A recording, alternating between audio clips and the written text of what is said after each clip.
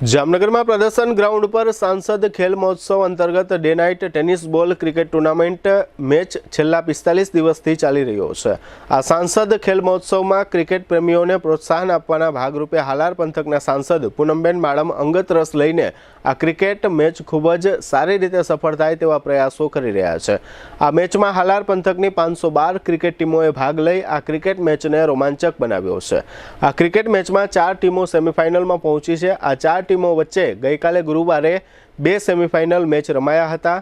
आ semifinal match में विजेता बनीने 2 टीमों फाइनल में पहोंची छे। आ ग्रांड फाइनल અને ભવ્ય સમાપન સમારોહ તારીખ 8 ફેબ્રુઆરીને રવિવારે સાંજે 7 કલાકે પ્રદર્શન ગ્રાઉન્ડ 7 રસ્તા સર્કલ ખાતે યોજાશે તેમ સાંસદ પૂનમબેન માડમના કાર્યાલય ઉપરથી મીડિયાને જાણકારી આપવામાં આવી છે। વધુમાં પૂનમબેન માડમે જણાવ્યું હતું કે આ ઐતિહાસિક ક્ષણના સાક્ષી બનવા હાલાર પંથકની તમામ જનતાને ભાવભર્યું નિમંત્રણ પાઠવવામાં આવે છે।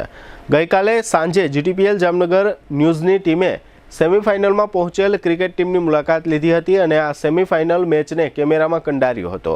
सेमीफाइनल मैच में पहुंचेली टीमना खेलाड़ीओए आ क्रिकेट टूर्नामेंटना आयोजकोनी पण खूब ज प्रशंसा करी हती अने जणाव्युं हतुं के आ रीतनुं भव्य आयोजन अने व्यवस्था क्यारेय मैं अन्य शहरों में जोई नथी।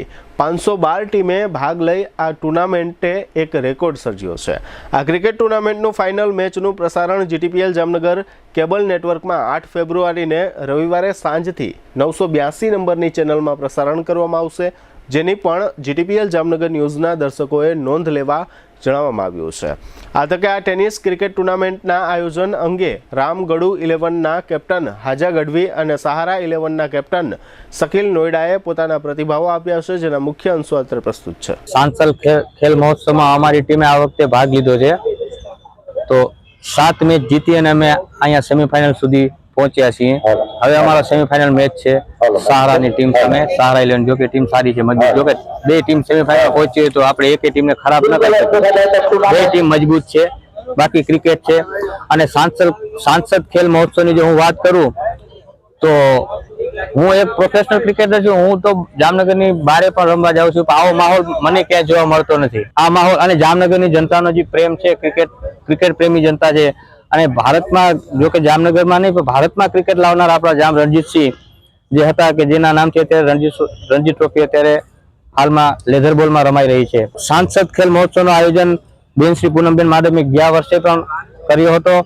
એનાથી કાંઈક ઘણા બધા સુધારા લઈને આ વખતે પણ सांसद खेल महोत्सवનું આયોજન કર્યું છે કે જેમાં 550-600 ટીમો પાર્ટિસિપેટ થઈ હતી। અત્યારે એમાં 4 ટીમ વધી છે, બધાએ એક મેચ જીતી એવી રીતના 7 મેચ જીતીને અત્યારે 4 ટીમ વધી છે।